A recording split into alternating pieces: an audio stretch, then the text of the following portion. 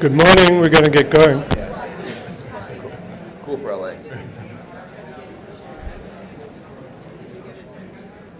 Good morning. I'm David Theo Goldberg. I direct the University of California Humanities Research Institute and the DML Research Hub, the hosts of the 6th Annual Digital Media and Learning Conference. It's a pleasure to welcome you all to sunny Southern California, though you wouldn't know it. We're working on the weather as we're working on the hotel as well. It's a pleasure to have you all here. It's a dynamic few days. I want to begin just by thanking, before I make some introductions, I want to begin by thanking a range of people. This would not be possible without the support of the MacArthur Foundation, Julia Stash, the president, and Connie Yao, the present and outgoing director of education, Jen Humke, who's in the education initiative, who have over the past decade sponsored the Digital Media and Learning Initiative and made our collective work possible. So I want to mark this just by giving them an enormous thank you. Please join me in conveying that. Both Julia Stash and Connie Yao will be here, Julia virtually and Connie personally present tomorrow at 12:30, where there will be a session that we added very late to the program with a couple of announcements about the future of the initiative as MacArthur sees it. So please join us tomorrow at 12:30. There will be no other sessions running concurrently. We're going into the lunchtime tomorrow, Friday. The theme this year is equity by design, in a sense, learning equity by design. The issue of inequality is on everybody's minds at the moment. Inequality, of course, is produced increasingly by design. Design is the way in which infrastructure, platforms, programs, projects are ordered.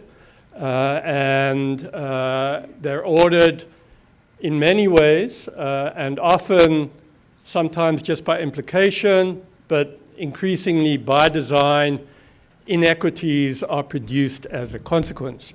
The Digital Media and Learning Conference is conceived in order to address considerations around learning that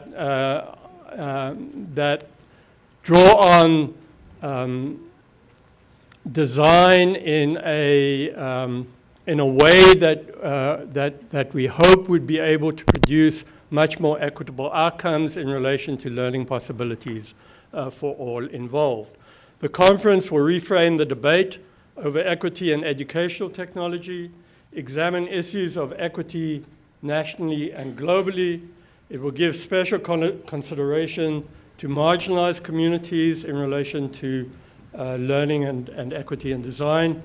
It showcases the most current research regarding these considerations. We hope to be engaging you in discussions that promote equity and address, of course, inequity. And it promotes the use of digital media in productive and empowering ways. So we hope this is a very productive set of days from which you will take a number of considerations for your ongoing and future work. It's my pleasure to introduce Chris Gutierrez, who's the DML2015 conference chair. She's a professor of language, literacy and culture at the Graduate School of Education at the University of California, Berkeley. She's a national leader in education, having received numerous awards. Her research examines learning and designed learning environments with attention to students from non-dominant communities and English learners, and she has been published widely. She was appointed by President Obama as a member of the National Board for the Institute of Education Sciences, where she served as the vice chair. She will introduce our terrific keynote panel. Please join me in welcoming Chris Gutierrez. Thank you very much.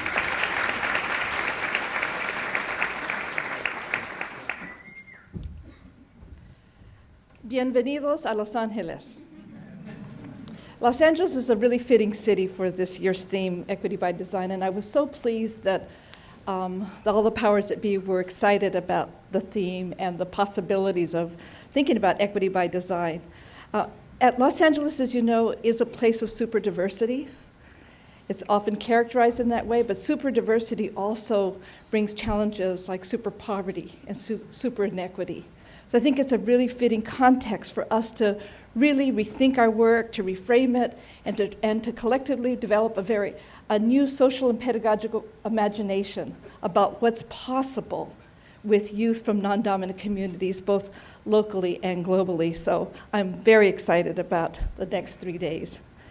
I would like to thank the conference committee. I was so lucky to get so many wonderful, wonderful leading figures, scholars, and friends to be part of this. Ernest Morel, if you're here, just stand up. Ernest Morel, who's curating one of the themes. My pal, longtime partner in crime, Ernest. And Glinda Hull. Glinda Hull may be getting ready for her wonderful panel. Glinda Hull, my colleague at UC Berkeley. Audrey Waters. And Sam Dyson. Ooh, what a team, what a team. So those strands, they have helped curate in beautiful, thoughtful, provocative ways. Thank you again to David Thiel Goldberg for his wonderful direction in this, to our ever fearless leader, brilliant scholar, who's always a wonderful collaborator, Mimi Ito. Where are you, Mimi? Director of our Connected Learning Research Network as well. And this could not be possible with Claudia Caro Sullivan, who makes everything right now possible. Claudia, where are you? Thank you, thank you, thank you. A real quick shout out to some junior scholars and doctoral students who helped us. Dero Garcia, Daniela De Giacomo, Nicole Mira, Jose Lizarriga, Kyle Booten, Jason Sellers, and John Scott. Thank you so much for all your help in helping us put together a wonderful, wonderful session. So I don't want to take too much more time. I hope you look at the program carefully. My job now is to introduce my colleague from the Connected Learning Research Network, Craig Watkins. Craig's going to moderate this, and he'll introduce the panel. Craig is professor at the University of Texas at Austin. He teaches in radio, television, and film, sociology, and is also a member of the African American Studies Department and a faculty fellow for the Division of Diversity and Community Engagement. His book, if you haven't read it, The Young and the Digital, What the Migration to Social Network Sites, Games, and Anytime, Anywhere media means for our futures. And what's so wonderful about Craig's work is he intersects so many different communities. His interest in equity, his knowledge about communication in new media is found in so many communities, African American, Latino, scholarly, grassroots, public kinds of spaces. And he brings to it such a wonderful sensibility, an interdisciplinary sensibility about how to always put equity at the front of our work. And it's been a pleasure working and learning with Craig. So with that, let me turn this over to you, Craig, so you can introduce our fabulous panel. Thank you.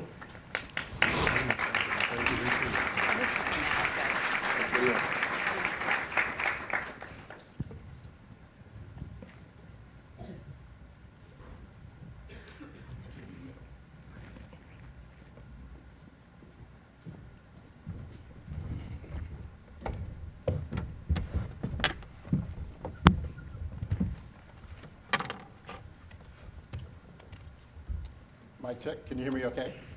Okay, great. Thank you, Chris, for that very generous introduction. And I want to say thank you to all of the people that you just thanked, but we're glad to be here. And thank all of you for being here and kind of getting through the construction, the elevators, and we're really looking forward to this opportunity to have a really stimulating conversation with Maria Teresa and Van Jones. I won't get into very lengthy backgrounds and introductions, but I will say just a few things about each of our panelists here today. So many of you may know Maria Teresa Kumar is the CEO and president of Voto Latino.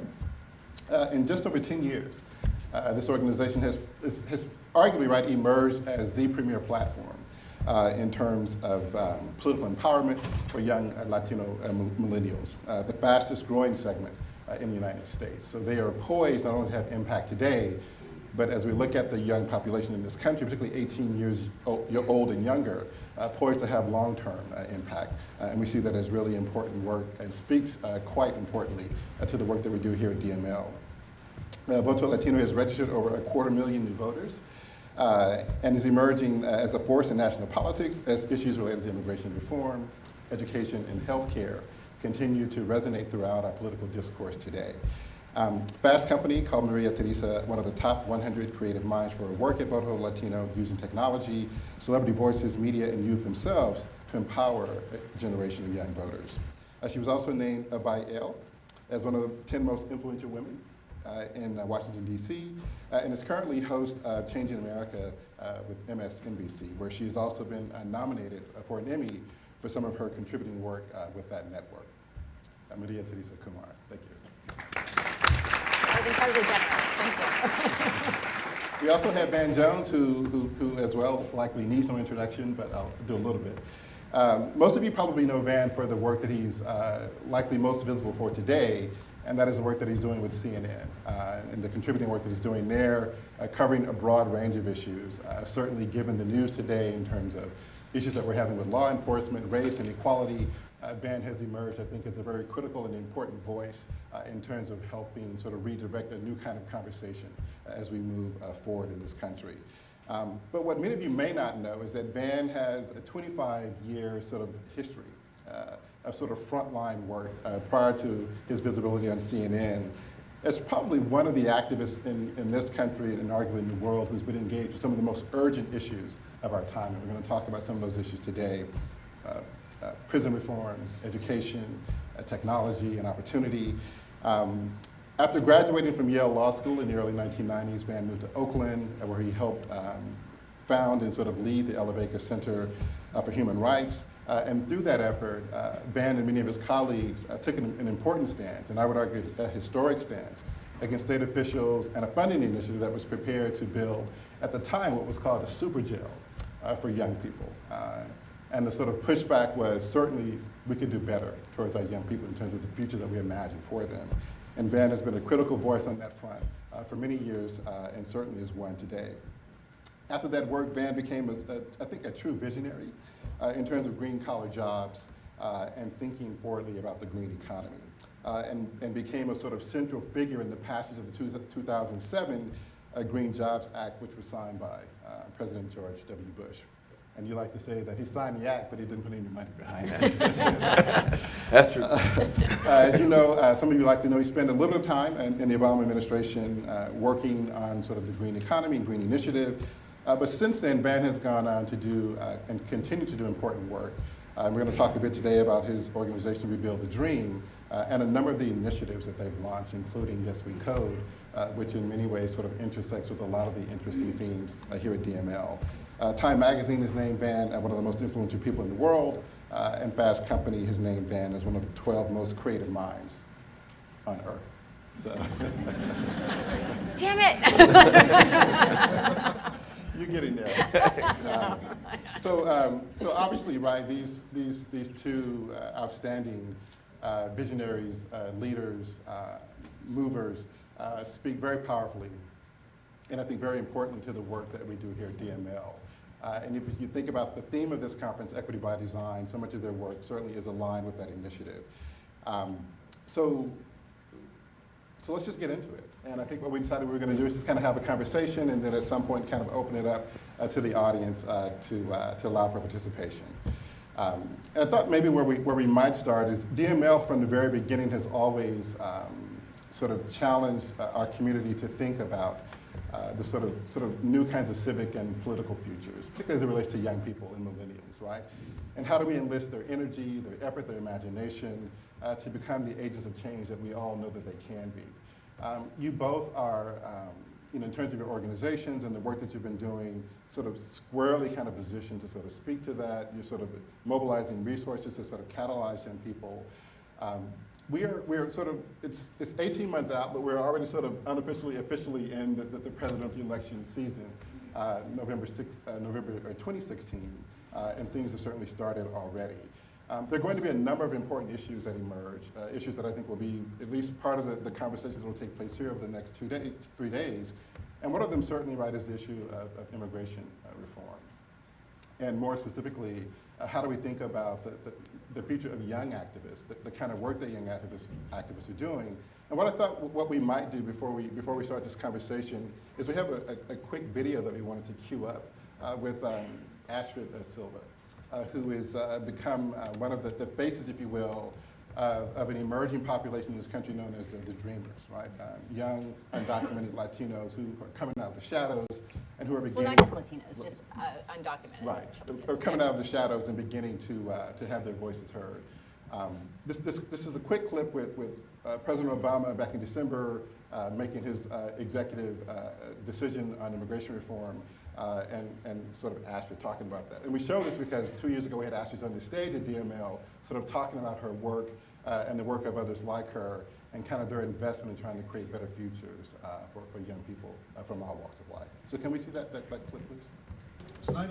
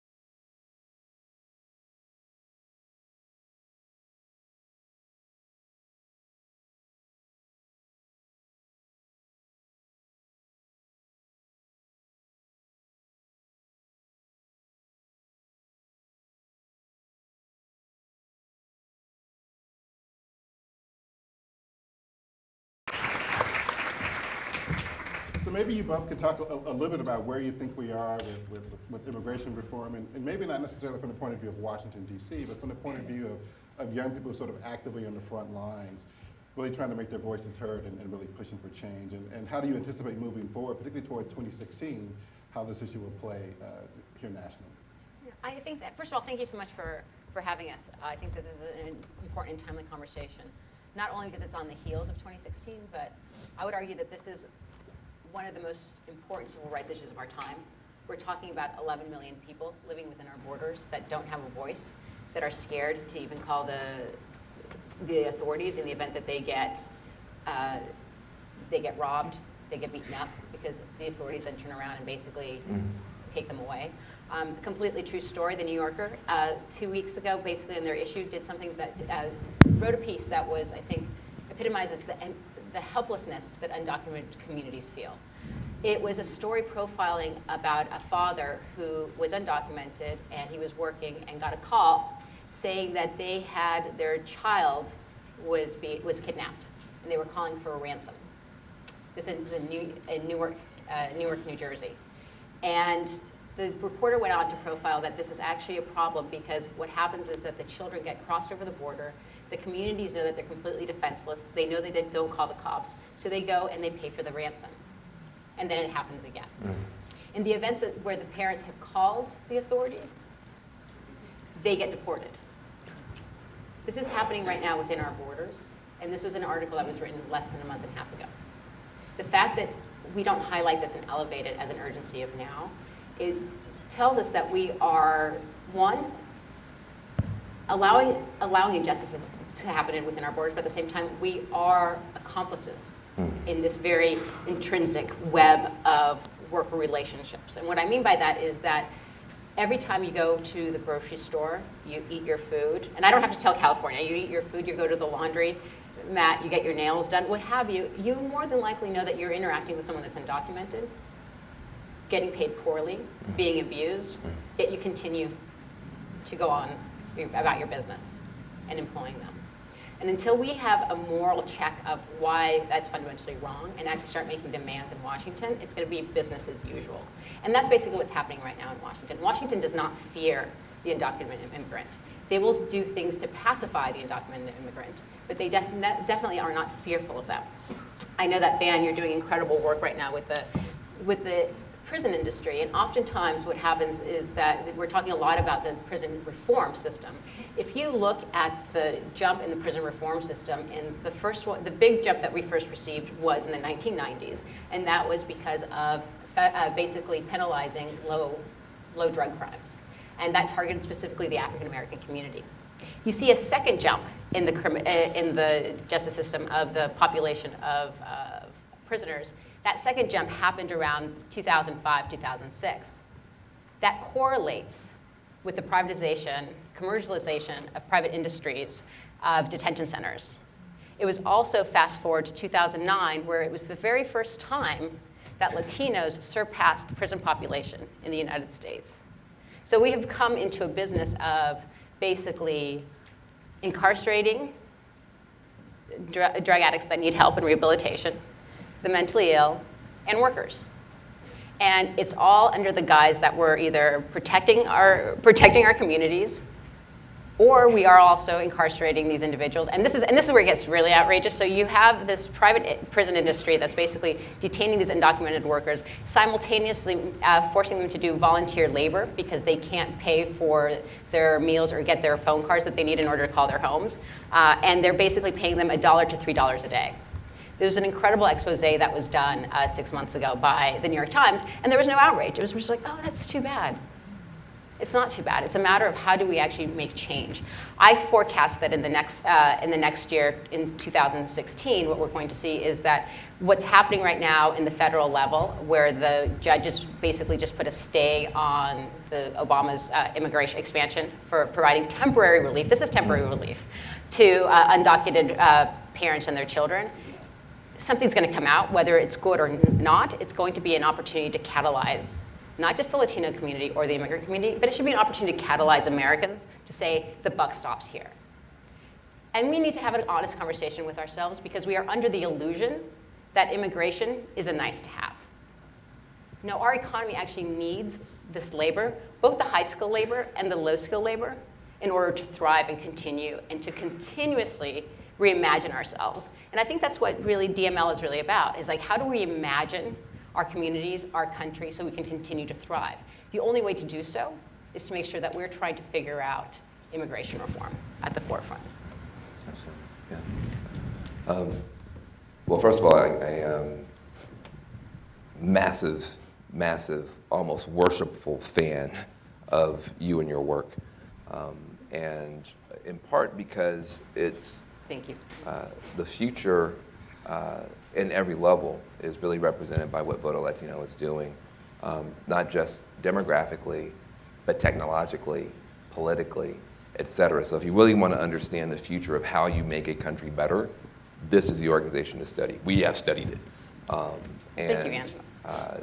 So I want to chime in a little bit on some of the challenges, so when we get to all the cool solutions, everybody feels a lot better. Right. I was like, you started really heavy, guys. Exactly. I know. So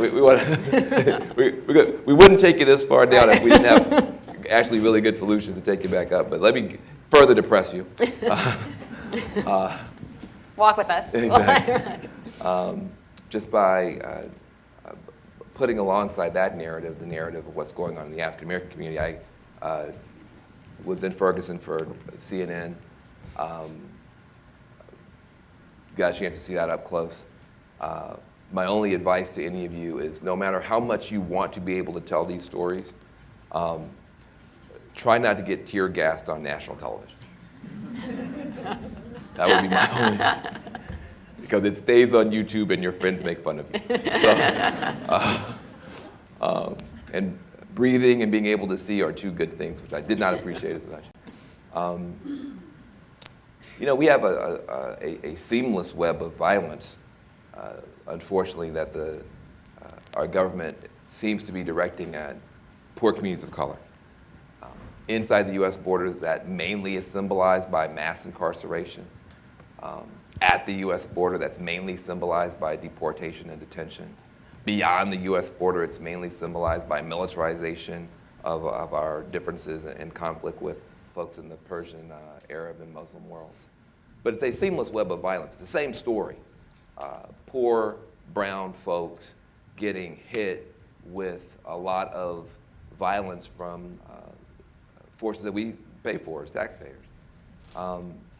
And so I think that there's a need for us to see it more comprehensively, because when you put it all together, it's a real indictment on the idea of liberty and justice for all, which is what we're all signed up for, at least since third grade.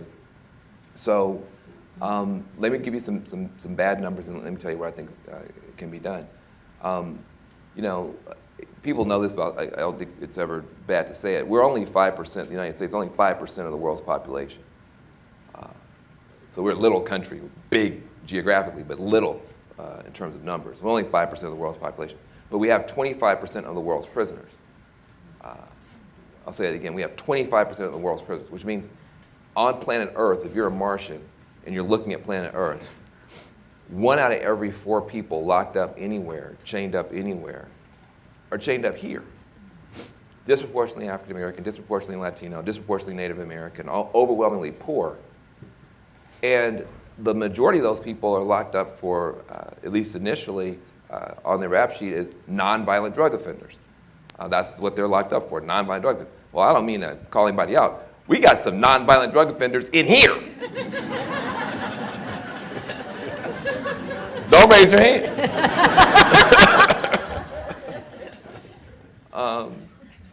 You know, I went to Yale Law School. That was too much laughter. No, exactly. I went to Yale for law school. About 80% of the student body were nonviolent drug offenders, and half the faculty. So,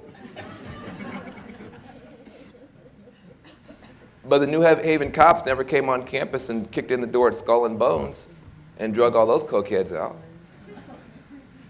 They drove past the campus 6 blocks of the housing project and put the same age kids within eyesight of each other, doing fewer drugs because they're poor, drugs cost money, in prison. So rich kids doing drugs got rehab, if that. Poor kids doing the same drugs, less of it, got 15, 16, 20-year sentences. You can get 30-year prison sentence in the United States under federal law for a nonviolent drug offense. You get 25 years for shooting a cop. So that gives you a sense of where we are. We're now trafficking in human bodies again. It's an incarceration industry. We lock up more African Americans now behind bars than we had African Americans enslaved in 1850. We lock up in the United States more black people by number and percentage now today sitting here than were locked up under apartheid South Africa when Nelson Mandela was in jail. More by number and by percentage. So when you look at that and you say, well, what's going on? There's an incarceration industry now. Wackenhut, Correctional Corporation of America, they're traded on the stock exchange. Their stock goes up, the more contracts they get, it's heads in beds. You're just processing bodies. So of course you're going to have longer prison sentences because you got an industry that profits from that. And to your point, here in California, we stopped them from privatizing the prisons, but we've got massive private for-profit deportation centers, from tip to start here in California. So that's the bad part. The good part is, stuff this bad, it starts to stink up the place. And even people who aren't directly affected just don't like it. And you're starting to see now the beginnings of a movement to return the country to some sanity. I'm part of a campaign called Cut 50, which is a campaign to cut the prison population in half. Just conspiring with her in the hallway to expand that out to include a lot more people than just the African American community. Because we pretend that we have diversity in the United States. We don't. We got bubbles that touch. Yep. We have bubbles that touch. That's not diversity. Diversity when we really take each other's hearts and concerns on as our own. Then that's when the stew's starting to cook. And we're not there yet, even among communities of color. So there's a pathway forward. Even the Republicans, and it's a nonpartisan gathering, I'm not a Republican, but even the Republicans are starting to express real concern about this level of mass incarceration. You have fiscally conservative Republicans who just don't want to raise taxes to pay for more prisons that don't work. You've got libertarians who are starting to say, this is gobbling up a lot of liberty, and I'm concerned. And you have Christian evangelical conservatives who say, if every soul matters to God, how can you put a 19-year-old in prison for doing something the kid across town's doing, and then when the kid gets out at 23 or 25, label him a felon, right. And then they could never get a job, they could never vote. Our view is that we've brought back in two of the worst racial crimes in the country through the prison door. Slavery inside the prison, which you just described, working for subsistence or less. That everybody works in prison, and you're forced to. That looks like slavery to me. Then you get out, you're still in economic prison, Jim Crow segregation. Can't vote, can't get a student loan, can't get a job, can't get an apartment. And you can never get out of it. So all that sucks. And we want to do stuff about it. And she's got an organization, I got one, and we got ideas. Yeah, and this sort of speaks directly to an issue I think that is really at the heart of DML, and that is certainly this issue of education and opportunity. And what you both described, right, is this dilemma that not dilemma, but crisis, sort of tragic crisis of this sort of what we call school to prison pipeline. And so I think for us here, this becomes an urgent issue, right, in terms of just the sort of ramifications politically, educationally, economically. So as we work to build better, economic futures through alternative and more creative design educational pathways, this school to prison pipeline is something that we really have to begin to start thinking, critically about, because it's important work. Something else that's really kind of driving the pulse of DML is certainly this issue of technology, equity, and opportunity. Could you show the graphic that we have? And this is just, and you both are familiar with this, but around this time last year, Google released this piece of data on their workforce. And what you see here, right, is a workforce that's decisively, particularly in terms of the tech and leadership positions, a workforce that's decisively male, and a workforce that is decisively white and to some degree Asian. What stands out, right, obviously, right, is the woeful number of African Americans and Latinos represented in these companies and in these positions. Facebook, Yahoo, and others follow suit in terms of releasing similar stats as well. Now, this kind of confirmed what we all feared and kind of suspected, that there is this kind of growing kind of divide in terms of opportunity in what many of us might describe as a kind of technology-driven, kind of knowledge-driven kind of economy. And this is something that you both have sort of turned your attention to, right, in different kinds of ways, through Voto Latino, the Innovators Challenge that you launched, and we'd love to hear you talk more about that. And Ben, the work that you're doing with Yes We Code. And would love for you to tell at least part of the story about that, how that came about via a conversation between you and that great political guru, Prince. So Maria, maybe talk a little bit about the Innovators Challenge, kind of what inspired that, what happened, your partnership with Google, and what you imagine that being in terms of having some impact on these kinds of numbers that we saw released last year. Sure, and I think something to keep in mind is that those numbers include the individuals that are working in the cafeteria and the custodial workers and security guards. So the folks that are actually making the decisions and crafting ideas and stuff were really not at the table. They were stretching when they decided to include the custodial workers at most. And I think that this is, to me, what's the most disheartening. I'm from Northern California. That's where I grew up, and specifically Sonoma. I went to UC Davis. I have always loved the North Bay. It's where I call home. And every time I go back home, I am saddened but embarrassed by how many of my family and the individuals that I care about are getting drastically behind in the hub of the world's Renaissance epicenter. And it's increasingly so segregated and so out of reach that you can drive, and I'm sure most of you have, and if you haven't, I encourage you, you can drive from one side, from Stanford University, and continue down University Avenue, and all of a sudden end up at East Palo Alto, and you have some of the highest crime rates, highest teenage pregnancy rates, highest gang rates, I mean, everything that you could possibly fathom. Literally, at the back, in the backyard is the epicenter of the billionaires of the world. So what's happening? I think you're right, where our bubbles are touching, but there's no urgency of now, and there's no reason to imagine differently. I take very much issue with individuals when they say that Silicon Valley is all meritocracy. I said, meritocracy if you went to the right schools or you know the right people, and all of a sudden you can think the same, and that you allow that. And I think that what we need to figure out is how do we provide young people not only the entryway into Silicon Valley, but also have Silicon Valley look into themselves and say we actually have to provide a culture that actually is conducive to bringing leadership all the way through. And that's really what's one of the reasons that sparked both the Latino Innovators Challenge. I had a conversation with Connie Yao and David. I said, you know what would be really interesting is that it's Voto Latino's 10-year anniversary. We started off as a startup. I basically financed the organization on my credit card. Never do that, terrible idea. And I had a modest Rolodex. How can we actually leapfrog that and allow young people to solve for the problems that they see at the front lines? Because for as much as I love Uber, it's not really solving the world's problems, right? Or paying taxes, okay, or paying taxes. But it's not, but if you allow folks that are having life experiences and saying, you know what, we're going to give you the opportunity to think big, because I think that's really important, is giving people that space that they actually can think big.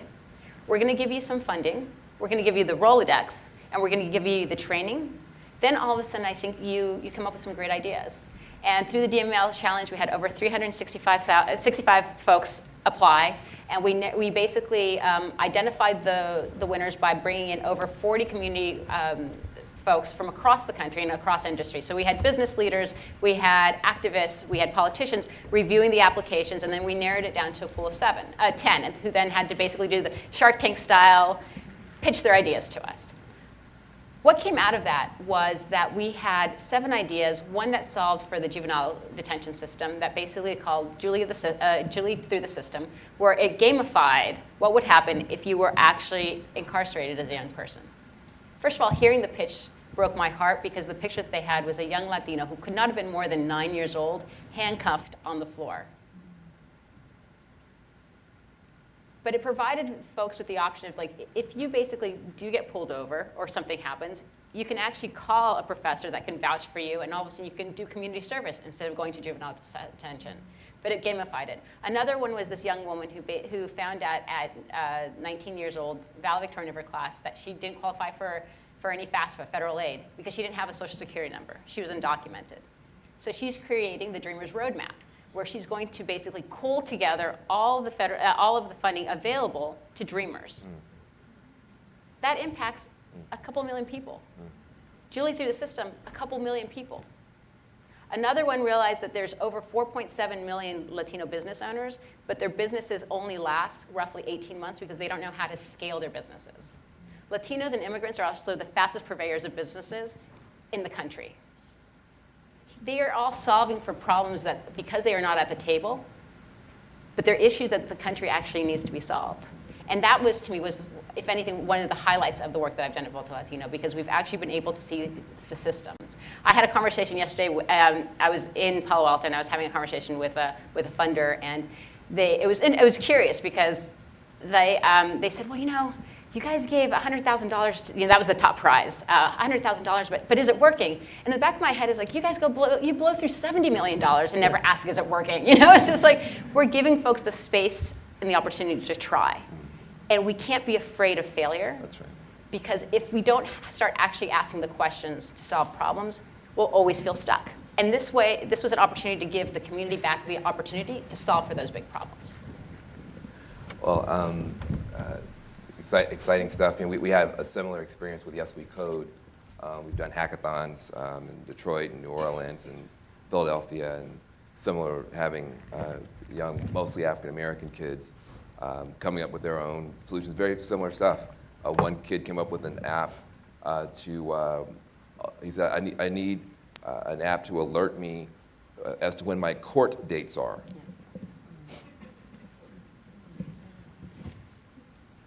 And at first I was kind of appalled. I'm a father. I'm like, he said, well, hold on, I do the same stuff other kids do, but other kids in the suburbs, they do it in their dad's basement. If I do it on a street corner, I get arrested. That's not my problem. My problem is I get arrested and they give me something called a piece of paper. Mm-hmm. And it says, you have to appear on this date, at this time, on this floor, in this department, and I lose a piece of paper. And by the time I figure out where I'm supposed to be, I'm in big trouble with that judge. As soon as I walk in, you're not compliant. You're out of here. He's like, can't there be an app for that? So they built it. If you ask me what's the one thing that we could do that would do the most good, we should just redesign whatever institution that we're in, public or private, to just stop wasting genius. So that would be my slogan. Stop wasting genius. We have absolute, stone cold, ridiculous levels of genius just left on the table because we're not connecting the industry that's built on genius, allegedly trying to scale genius, that somehow thinks with no actual effort or design, they have already captured all the genius. I think they design for everything. They test for everything. But somehow without any actual testing or effort, they've just magically captured all the actual people of merit. It just happened spontaneously. Nothing else happens in the world spontaneously. Everything else has to be measured, tested, planned for. But this happens spontaneously. So they've got all the geniuses already in Silicon Valley. They just happen to be a bunch of white guys. And literally in Northern California, Oakland, the most diverse city in the country, at least, by the numbers. If you're a Samoan kid, a Vietnamese kid, a Filipino kid, a black kid, a Guatemalan kid, sitting behind a public school desk in Oakland, California, you are 33 minutes away from the Facebook campus. And you will never get there. Doesn't matter if you are a born mathematical genius, because we haven't built the systems to get those folks there. So when the Trayvon, to give the story, which is a true story, by the way, when the Trayvon Martin thing went down, I happened to be at Paisley Park. Now, pause. I can tell how old you are simply by saying I was at Paisley Park. Paisley Park is Prince's house. That's the house. Prince is a rock star for you young people. Do they still use the term rock star? I don't even know. I don't even know. Do they know what that means? It's kind of like a web celeb, but they have music anyway. I don't know. So, and he's a brilliant, amazing guy, not just a musician, but a huge humanitarian. Because of his religious beliefs, he's not allowed to talk about his charitable work, but he's a tremendous, tremendous supporter of good causes. If you work for an organization, you probably have money from them and just don't know it because it's all done anonymously. He helped us a great deal in Oakland back when we were doing a lot of the green job stuff, teaching young people how to put up solar panels. Because I'm a dad, so I don't romanticize anything. I got a bunch of young people in my neighborhood in Oakland standing in front of my house, pissing me off. Like, I would rather you be on top of my house putting up some solar panels. We got to come up with something for you to do. So That was the entire origin of the Green Jobs movement in Black America. It's like, you cannot stand in front of my house another weekend. So Prince helped us with that, and then I was with him when the Trayvon Martin verdict came down, and I was pissed off. And everybody around was also angry, and he was upset, but he doesn't show it. And he made an observation, and his observation was very typical of him. He said, whenever you see a black kid wearing a hoodie, you think there goes a thug. But if you see a white kid wearing a hoodie, you think Mark Zuckerberg. It's not the hoodie. He said the hoodie is the uniform in Silicon Valley. Nobody's shooting anybody there. Nobody's beating anybody up there. He said, why is that, man? I said, well, because of racism. He said, maybe. Or maybe we just haven't created enough black Mark Zuckerbergs. He said, maybe you're focused on the wrong stuff. And that was, very embarrassing to me. I'm the big civil rights guy. But we looked into it, and it turned out there are in the Native American, Latino, and black communities organizations that are trying to help young women and young men to get into this field, but they are small, undersupported, marginalized, tokenized, not scaled up, not given the real support that they need. So we built something called Yes We Code, basically just to try to help aggregate some of the good that's already happening and give it a little bit of lift.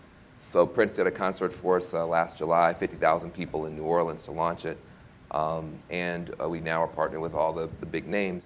And we just raised a couple $1 million in Oakland to build the first true talent pipeline to connect Oakland to Silicon Valley. We have 12 tech companies that have signed on, 5 boot camps.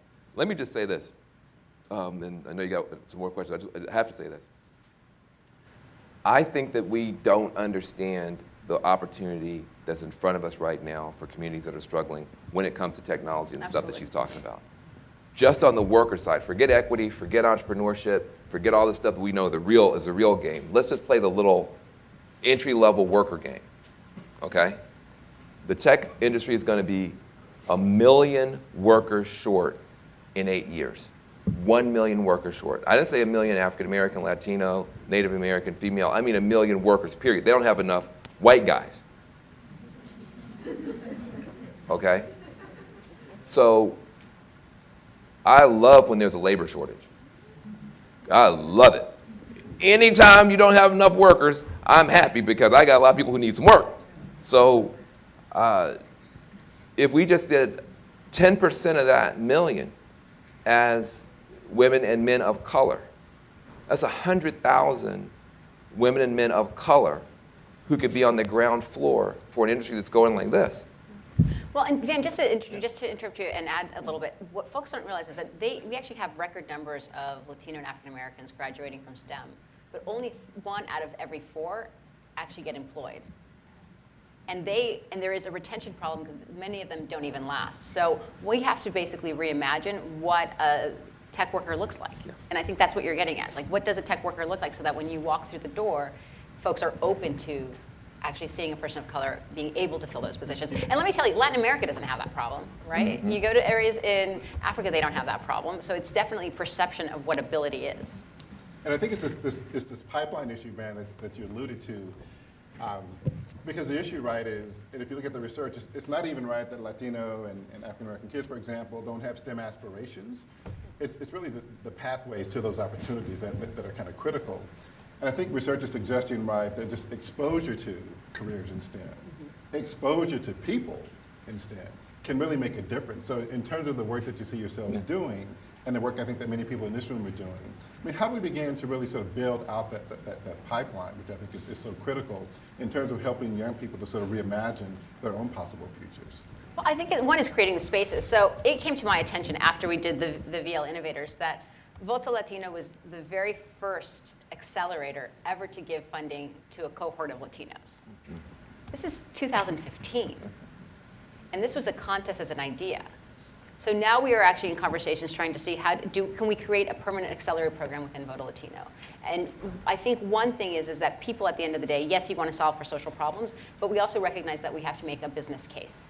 And so the more that we can actually attract talent so that there is actual return, I think that people will follow the money. I agree with that 100%. I also think that if you're African American, you look at your kids playing, we still are doing silly stuff. Maybe my kid's going to be able to get in the NBA. So you got 1 million African American kids every weekend playing basketball trying to get in the NBA. The problem is the NBA hires 15 kids a year. So you got 1 million black kids trying out for 15 jobs. If then we're not careful, you'll have 15 little black Urkels trying out for 1 million tech jobs. Well, that's not going to work. Right. You can't put maximum effort against minimum opportunity and win. And you can't put minimum effort against maximum opportunity and win. So part of it is just what you said. It's just the exposure, just recognizing, LeBron James is literally like, 1 in a billion. 1 in 5 people, I don't care if you're male, female, Smurf, it doesn't matter. 1 in 5, people have the basic ability to be a coder. The pattern recognition, the persistence, et cetera. This is not, it's much, much more likely It's ingrained, yeah. that you can get on the Mark Zuckerberg track than you can get on the LeBron James track or the Jay-Z track. And I tell people all the time, oh, I'm going to be a rapper. I'm like, well, first of all, the record companies are getting eaten alive by technology folks. So how are you going to make any money? I said, don't show me your rap, show me your app. I'm clever. So I think that there is, on the one hand, we need to broaden the number of people who are exposed. Yes, We Code does a lot of that. We got partnerships with Essence Magazine, Time Inc., MSNBC, you guys, to broaden the top of the funnel. But we also have to have both employers and investors who are much more willing to think through their own biases. See, I think the meritocracy problem is actually reversed. If you can't figure out how to tap genius, that 30 minutes from your damn building, I question the meritocracy of your organization. Don't tell me about my kids don't have merit. There's something wrong with your organization if you can't see the merit. So we've got one more question, and then if you have questions, we also wanted to spend some time just kind of opening it up and allowing you to speak to both Van and Teresa. DML is populated by a lot of young leaders in education, technology, sort of civic and political life.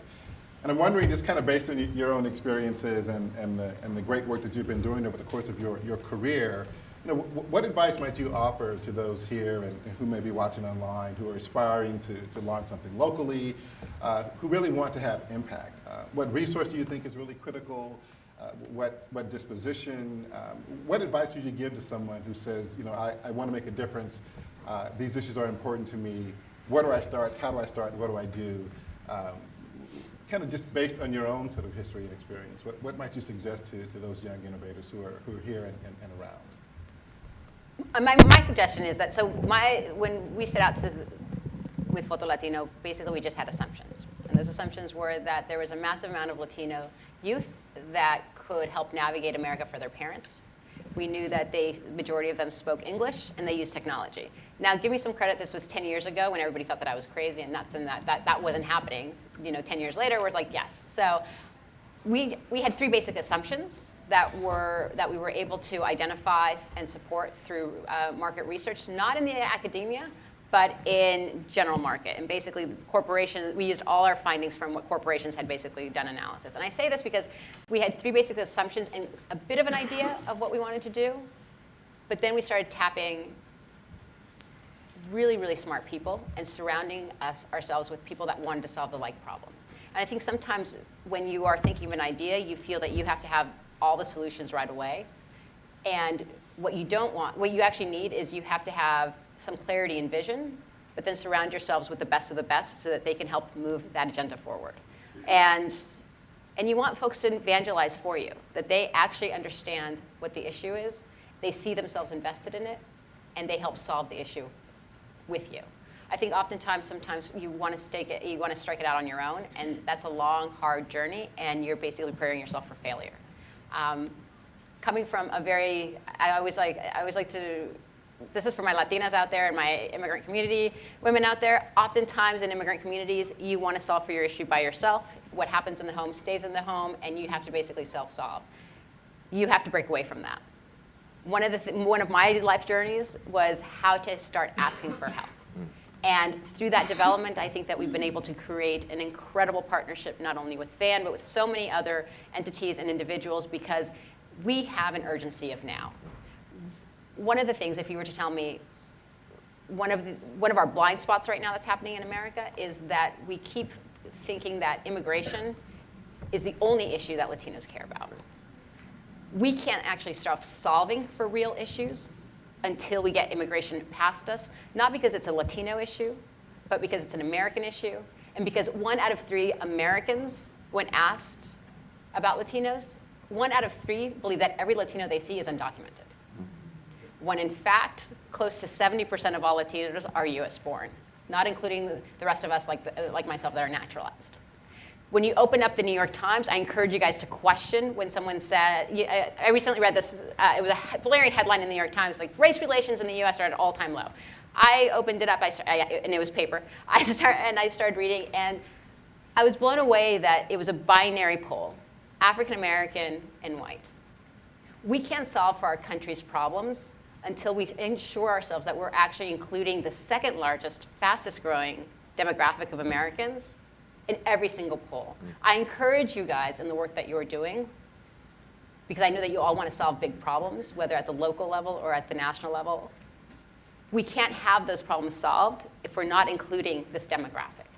I spoke to a pollster shortly after who was affiliated with the New York Times, and I asked them why, and they said it's because 3 out of 10 Latinos don't speak English. I said 6 out of 10 of us do. Yeah. And if you're talking about an undocumented population, the likelihood that they're undocumented, maybe those are the individuals that don't speak English. You're just telling me that you're not trying hard enough. And we actually have to, in order to solve big problems, we actually have to make sure that they're included. And just one last note, when we're saying that there's a tidal wave of Latinos coming, we're not kidding. 40% of all Latinos are under the age of 20. The group of where they are right now is 14 years old. Individuals start identifying with political thought and identity between the ages of 14 and 24. They're ripe for this conversation. We just have to give them a chance and give them the space to talk about it. Good. I should have gone first so you could end with that. Well, first of all, I would say, please don't try to change anything. Just don't. It's too hard. If you can possibly not be a change maker, do your parents a favor and tell them you are just going to go get a normal job and you will see them often and be happy. Now, if you can't even hear what I just said because it sounds too nutty and you know you are going to do this, then I think the advice you just got is perfect. I think we spend a lot of time trying to beat people up and make them be change makers. I'd rather support the people who just can't help it, who just have to. If you don't have to, don't do it. I've seen a lot of people who don't really want to. They think they're supposed to. They go gobble up all the attention and the grant money and everything else and screw it up and quit. I'm too old to be polite. So I want to talk to people who just, if we beat you up and told you couldn't be a change maker, you'd say, well, just kill me because I have to. I can't stand it. I can't see a planet overcooking. I can't see kids starving. I can't see cops beat people. I can't see people being chased around in their own communities because they don't have the right birth certificate. I just can't stand it. I got to do something. If you're that kind of person, then you just got the best advice. You're going to have more bad days than good days. It's just the way it is. This stuff is tough. You're going to learn more about yourself than you're going to learn about anything else, mainly all your faults and flaws, because up against tough problems, you can't hide. So I've had the blessing of my life of having started 4 or 5 allegedly successful social enterprises, and I have all these awards and honors. They mean nothing to me because the problems are still there. So you are going to spend a lot of time trying to think your way around stuff. I think you need a few good, loyal people that you put through the paces. People will come up to you after a great speech and tell you how wonderful you are. They're not going to be there for you on a Saturday morning when you're trying to crank out that last grant proposal that you have to get, or you're laying people off in 2 weeks. They're not going to be there. So there's a whole level of sobriety that I think is important to let people know about right up front. And the payoff is, for me, unbelievable. I am a completely different human being than I was 20 years ago, when I could barely talk in public, was so painfully shy that it was, you know, I mean, I see videotapes of me trying to talk to my parents the week I graduated from law school, and, you know, my voice was shaking just talking to my parents. I am a completely different human being because I've been to too many funerals. I've seen too many black and brown kids in caskets with grown folks with white hair sitting up in the pews. It's supposed to be the reverse. I've seen too much stuff. So you wind up becoming something, and somebody told me this, everybody has a fate and everybody has a destiny. They're not the same. Fate is the stuff you can't do nothing about, no matter how hard you try. No matter how hard I try, I'm never going to be a beautiful 23-year-old Asian guy. It's not my fate. I've been working at it. It's not changing. So you gotta. Now you may be able to. But I mean, exactly. If Google can get that reversing aging thing going, I'm going to get the reversing aging, not the Asian, but aging. But you know, you've got a fate. You know, you're born into a certain body. You're born into a certain time. You know, there's certain things you can't do anything about, and a lot of people are defeated by that. But they forget you also have a destiny. And your destiny is not your fate. Your destiny is completely different. Your destiny is that call to greatness inside you anyhow. You know, an acorn has a destiny to be an oak tree. Doesn't mean every little acorn becomes an oak tree. Some of them get smushed on the sidewalk. Some get eaten by squirrels.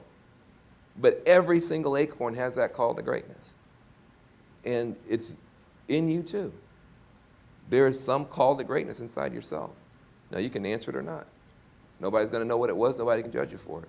But if you keep feeling that call, and you keep looking at your notebook, and 7 years ago, you're writing the same thing I'm going to do, and you could have written it this morning, that's your call to greatness. And, you know, you already got the best advice for it, but in terms of the mindset, first of all, don't do it. If you can possibly help it, don't do it. But if you do it, find a couple of good friends. Know it's going to be harder than it's going to be easier. But keep checking back into that call to greatness, and eventually you wind up doing stuff you're proud of. Great. Thank you. So we wanted to open it up. If you have any questions, remarks, observations, we'd love to get a little bit of interaction with our few minutes left between you and Van and Maria Teresa. Do we have mics, or should people? We do have mics. So we have a hand right here. You stand up, please, sir. Maybe not. So my question is, what role have Asian Americans played in both of your work? Because I feel like when we're talking about diversity and equity, it's an interesting place to be in, because half the time we're feeling really good about ourselves, and half the time we're feeling kind of guilty because we jump sides of the fence, depending on the issue we're talking about, based on whether we're doing well in that section of society or not. So I'm just curious, what role do Asian Americans play? I'll let you go second, because I can. Most of my work has been with black folks and Asians. I actually haven't done as much work. I helped to start something called INS Watch back in the Mission District back in the 1990s. That was really the last time I had a big formal partnership until working with Voto Latino on that front. I mostly work with Asian folk, but Samoan, Vietnamese, you know, the ones who, Filipino, the ones who get screwed over a lot. And so I've got a lot of work on that end of it. I don't have as much work with the other communities. And we work more formally with the larger, as you can say, larger Asian communities at the national level, specifically on voter registration, but specifically on voting rights. because it's disproportionately impacting the Asian community and the Latino community, and immigration. And most folks don't realize that one of the biggest individual groups that are dinged when it comes to undocumented are young Koreans. Many of their parents got a special visa to come in and open up a dry cleaning store, and they were grandfathered in, but the moment that they turned 21, I think it's 18 years old, they're no longer grandfathered in. So you have a generation of young Koreans that do not have access to the system. And so we work through immigration rights reforms, we oftentimes elevate those voices. If anything, anytime the White House asks us for a undocumented voice, 99% of the time we actually look for an Asian to basically open up and say, this is something that is not necessarily just a Latino issue, this is actually very multicultural. A couple of years back, there was a conversation between YouTube and the president, and it was right after the State of the Union, and we actually identified a young man by the name of Steve Lee.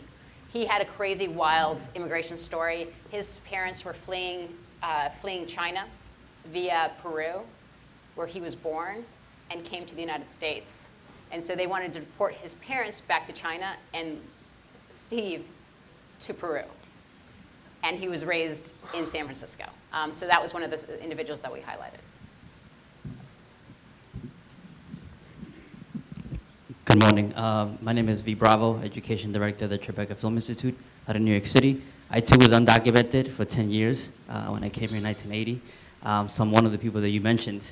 I now work in prisons, bringing filmmaking programs into places like Rikers Island, Otisville State Prison, and actually the prison that was featured in New York this past week where the two men escaped from.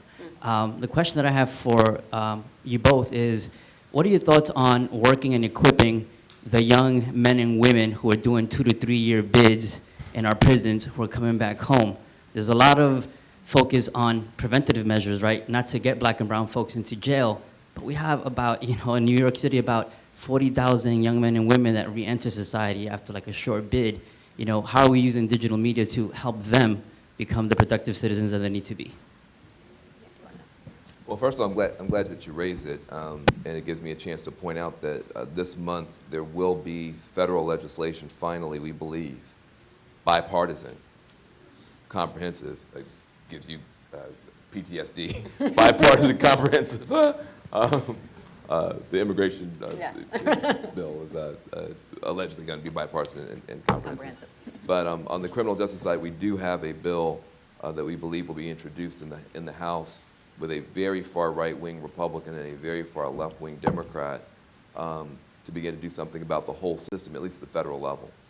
And when that happens, our campaign, Cut 50, Cut the Prison Population in Half, cut50.org, is going to need all your help. That bill, I say it's comprehensive because it tries to reduce the number of people and the amount of people who go in, but also tries to figure out what to do with folks when they come home. And this whole reentry crisis and second chances, now it's being called second chances, it's called reentry, is a massive thing. I think that if you look at the digital economy, young people of color do really well on 3 out of the 5 things that are necessary to succeed. There are 5 C's in the digital economy. There's creativity. Nobody doubts the creativity of young people of color in this country. There's communications. Nobody doubts the communications genius of young people of color in this country. There's connectivity. Young African Americans, Latinos, Asians, and other underrepresented minorities over-index on Twitter, over-index on Instagram. We're overly connected. So those 3 C's, creativity, connectivity, and communications, we dominate everybody. It's the cash and the coding where we fall now. We don't understand the finance and the business part, and we don't understand the technology part. And so other people then get all the value. Black Twitter, in case you haven't noticed, is not on the stock exchange, okay? Twitter's on stock exchange, making money. Black Twitter is just a bunch of us making money for other people. And so until we understand the cash and the coding part of it, we're going to be digital sharecroppers in the information economy, clicking around, making money for other people, and that's something that's got to change. And by the way, since I said so many bad things about Silicon Valley, I do want to point out that there has been real motion. I talked about Mark Zuckerberg, Facebook, with Sheryl Sandberg, has a real initiative trying to do something about diversity. And they hired someone named Maxine Williams, who's a genius, who's really trying to do something. Intel has put $300 million on the table, plus an extra $1 billion on the table for diversity. So those of us who are trying to figure this stuff out, whether it's Intel, Facebook, Google, and others, Apple just put $40 million on the table. So there is some now actual commitment in dollars. What we need, though, are the people who can connect those institutions with those communities, probably a lot of you in this room. Thank you. Hi, my name's Karen Page. I'm a former teacher, having gone back to school in instructional technology and media, but also working in adult learning and leadership. Working, trying to shift education cultures, where I'm wondering what you guys think. I appreciate your stories very much today. I also grew up in NorCal, go Warriors, and saw Prince at First Avenue, so that dates me. And Giants, no-hitter. I was there in New York the other night. All right, so I think that informal learning and anytime, anyplace learning, the way that we're connected these days is possibly the solution to the divide that keeps growing. I think our schools are creating that divide. They're shooting themselves in the foot, you know, and I'm working with teachers, so I'm not overlooking that. But schools move at a glacial pace. They're not agile. The rich schools are. They have money to try things. But the public schools where I went in Oakland didn't. And so I was just, while you were talking, messing with some numbers. And I saw that 168 hours in a week, and school is about 40 hours. And if you give a kid 8 hours to sleep, that's 56 hours. So that leaves 72 hours for the rest of us to design opportunities like you guys are doing with organizations, or some of the designers can do with solutions, to allow kids to go beyond schools that are, I think, keeping them down, or at least the majority of children of color and children of struggling communities. So I'm just curious if you see that market as a positive, because the other C we're falling down on is confidence. If a kid doesn't have confidence, they can't dream or they can't problem solve.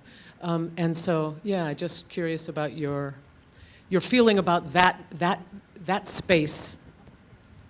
So I participated, I was the co-chair of the Aspen Institute on Connected Learning. And it was also underwritten by MacArthur. And MacArthur's thinking about it exactly how you're saying is, how do we reimagine education for the 21st century? Recognizing that the moment that a young person steps out of the classroom, there are opportunities to learn in local community organizations, there's opportunity to learn in the local library, there's local internships, reimagining how they are connected.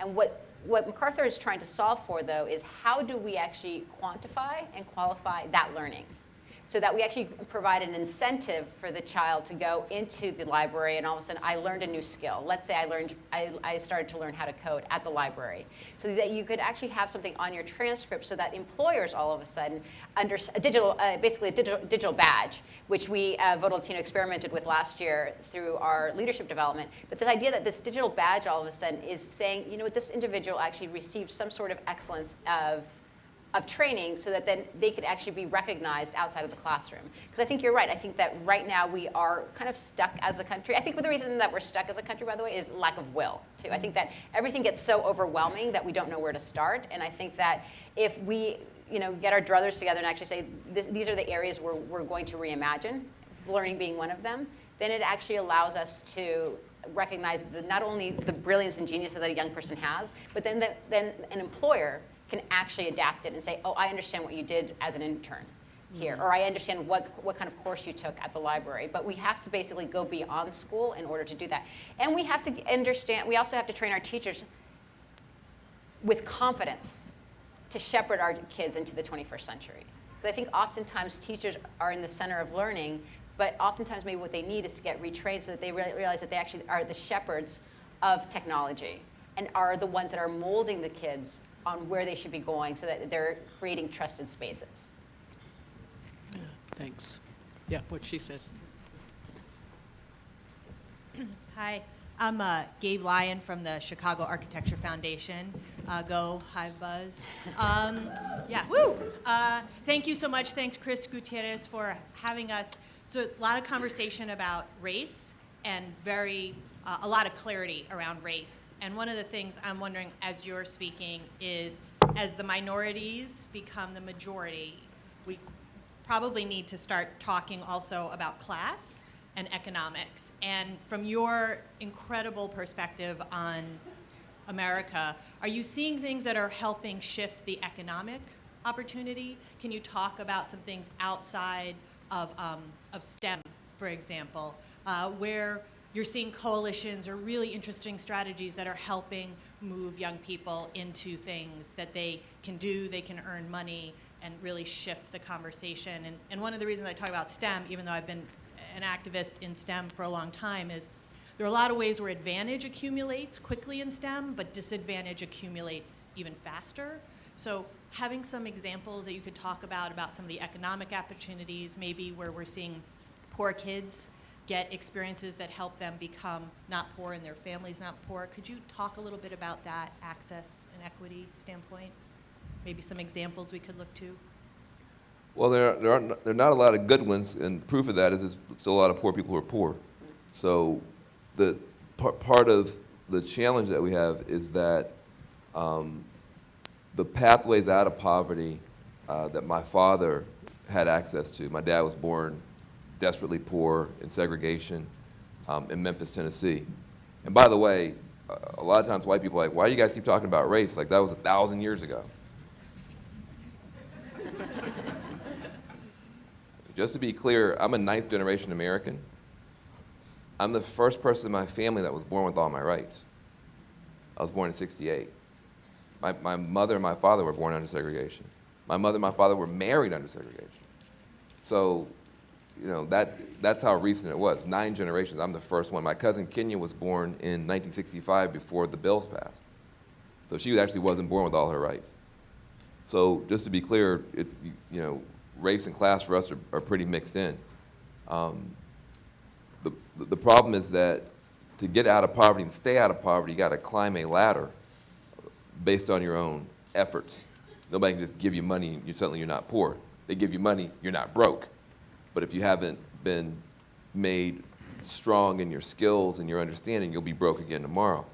The challenge is that the rungs on the ladder are missing now. We tried to put some rungs in from the clean energy, green job side so that we could create jobs, people putting up solar panels, weatherizing homes, making organic farms. We have more green jobs than we've ever had, and they're growing, but not enough. The tech jobs are another possible source. But we're going to have to be much more aggressive as a country, both public and private, if we want to put people back to work. So I appreciate your intervention with regard to talking about class and economics. The black community, though, is in free fall.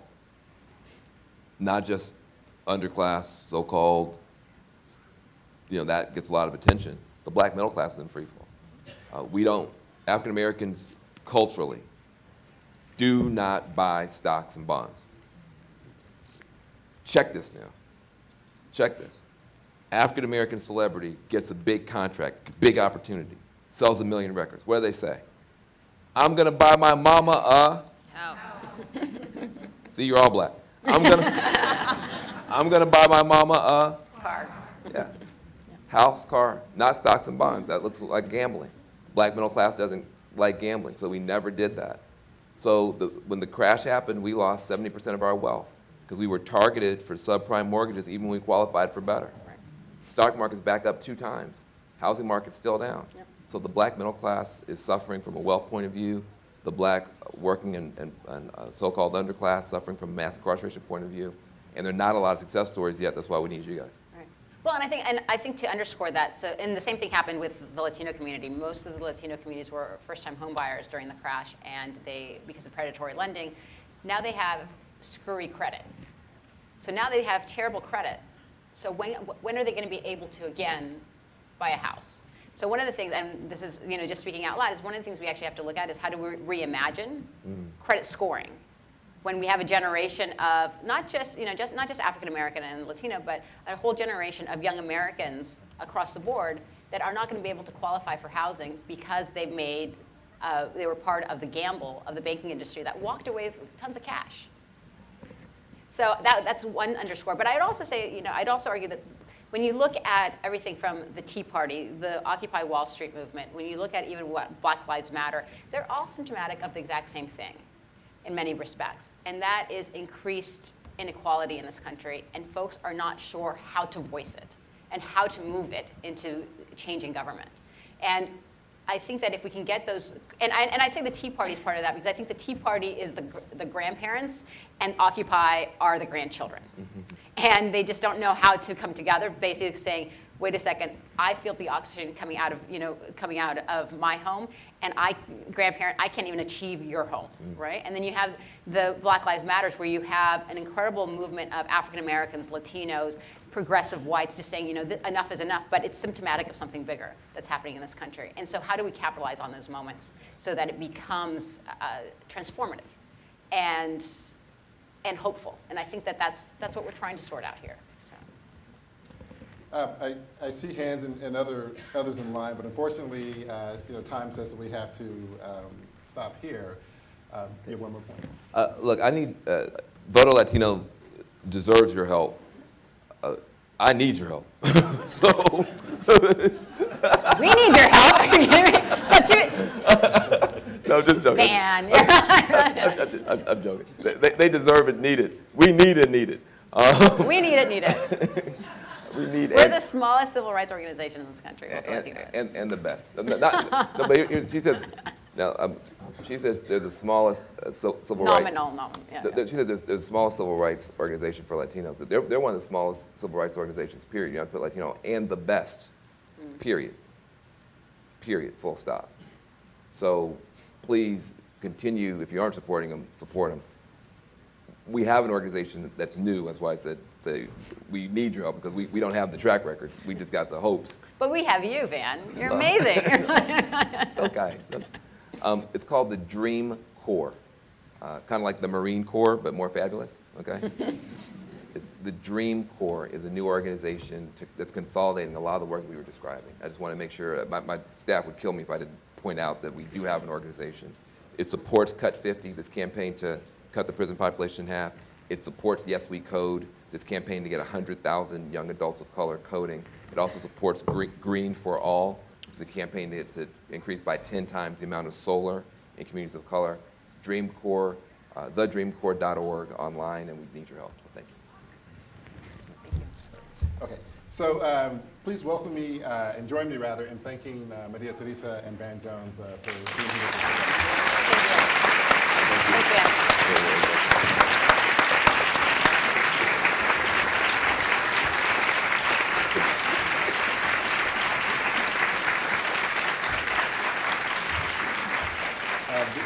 This is great and a wonderful way to kick off the next 3 days. I have one brief announcement, and then you're off to enjoy the DML 2015 experience. This afternoon, there's a Ignite Talk happy hour that will be held here at 5:30, and I was told to say we will have beer. So, so please feel free to join us for the happy hour and just to continue the wonderful conversations. Thank you. Thank you so much. That was great. Thank you. Yeah, thank you. Thank you. Great way to